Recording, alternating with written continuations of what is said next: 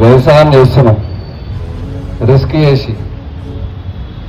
అంటే ప్రమాదం ఎక్కువ, ఆదాయం తక్కువ.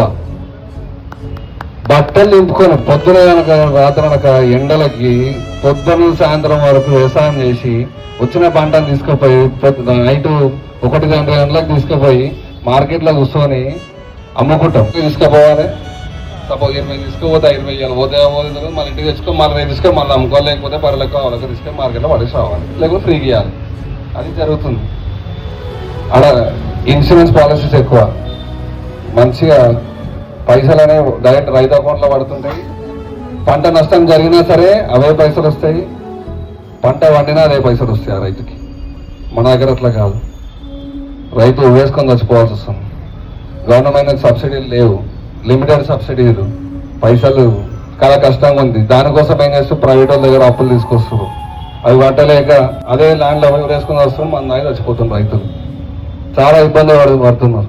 అదే యూఎస్ ట్రేడ్ మార్కెట్లో అయితే, యూఎస్లో అయితే కిలోకి ఫర్ ఎగ్జాంపుల్ మార్కెటే ఫిక్స్ చేసి ఇస్తుంది.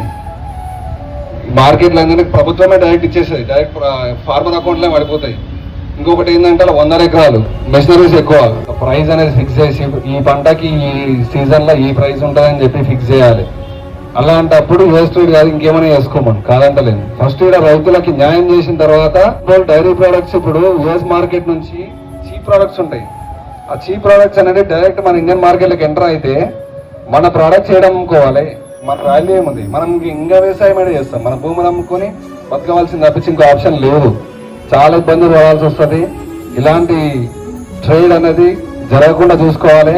ఇండియాని తాకట్టు పెట్టింది, ఎందుకంటే వ్యక్తిగతంగా ఆయన టార్గెట్ అయింది కాబట్టి తాకట్టు పెట్టింది. ఈరోజు అదే చేసి రేపు ఇంకెన్ని చేస్తారు. దీన్ని తప్పనిసరిగా మనం అడ్డుకోవాలి. దీనికోసం మనం ఎంత దూరమైనా పోవడానికి సిద్ధంగా ఉండాలి.